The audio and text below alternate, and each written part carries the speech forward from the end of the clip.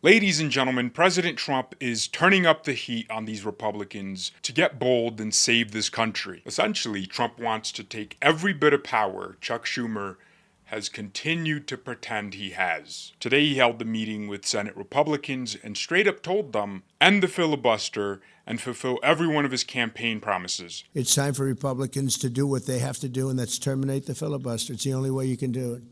And if you don't terminate the filibuster, you'll be in bad shape. We won't pass any legislation. There'll be no legislation passed for 3.25. We have 3.25 years, so that's a long time. But when they can't do an extension, and John, I think they've done an extension every single time they've ever been asked forever. This is the first time they haven't done an extension. Extensions are supposed to be easy, but if they won't do an extension, they won't do any bill, even a simple bill. And we should do our own bills. We should get out. We should do our own bills. We should open up. We should start tonight with the country's open, congratulations. Then we should pass voter ID. We should pass no mail-in voting. If these Republicans just took what Trump was saying seriously, went up and just ended that filibuster with 51 votes, and then immediately reopened the government, the whole country is going to be like, wait, it was that easy? They're going to blame Democrats for the shutdown, and then they're going to cheer on the Republicans for getting rid of the filibuster. If you start off with a big win like that, you're going to get everyone on your side. But for some reason, a lot of this is just flying over their heads. We should pass all the things that we want to pass, make our elections secure and safe, because California is a disaster. Many of the states are disasters. All we want is voter ID. You go to a grocery store, you have to give ID. You go to a gas station, you give ID. But for voting, they want no voter ID. That's only for one reason, because they cheat. We would pass that in 15 minutes. The excuse the Senate Republicans give Trump is, well, if we get rid of it and we lose the Senate in the future, Democrats are going to use it to get their agenda passed. So we need to keep the filibuster because when we become a minority, it's going to be our only leverage. I would understand that logic if Democrats thought the same way, but the truth is they don't.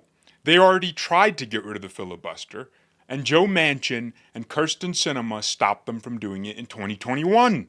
Do these Republicans have goldfish memory? Only 2 Democrats stopped Democrats from having complete power in the country. Those 2 Democrats have been completely ousted. Kyrsten Sinema got replaced with Ruben Gallego. A Republican took West Virginia. But better believe that Democrats are going to try everything in their power to win back the Senate and get rid of that filibuster. There will be no obstacles in their way. The chances the Senate flips next year are pretty low, but not zero. In fact, if Republicans play their cards right, they could expand their majority. Jon Ossoff in Georgia is up for re-election. To me, Georgia's a red state. It's currently rated a toss-up, leaning Democrat, which that's just not true. Maine's going to be a tight one, but who cares? Susan Collins is basically a Democrat. Michigan is going to be huge. The incumbent Democrat is retiring, and it's rated as a toss-up. Democrats might take North Carolina. So it really matters what Republicans do in the next 12 months. If they get Trump's agenda through, we will expand the Senate majority. And I predict that if they do the right thing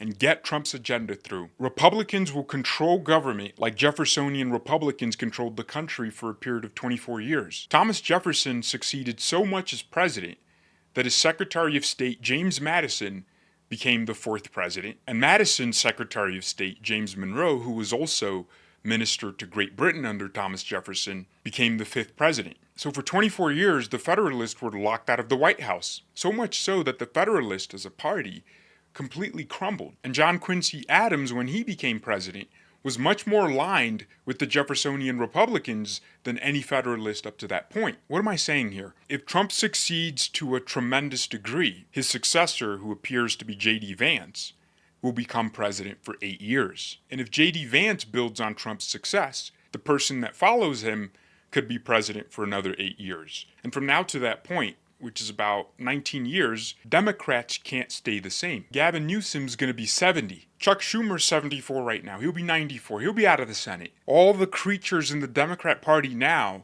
will be completely gone at that point. Democrats are going to have to find a way to get back in the White House. And they'll have to get back to the center, promising not to undo anything the Trump Republicans have done. This sounds like a really crazy theory, But this is how politics functions. If a president is a really good president, he could influence at least the next two presidents if they're still alive. And if the country is made better, voter turnout will decrease because people are busy enjoying their lives. They don't feel a need to change anything. And whenever that happens, Republicans tend to do really well. We don't need to do anything special. Use the power you already have now to get everything done. Trump is thinking 15 years from now, and these weirdos are only focused on their seats and what happens if they remove the filibuster. Will their states turn on them and vote for a Democrat?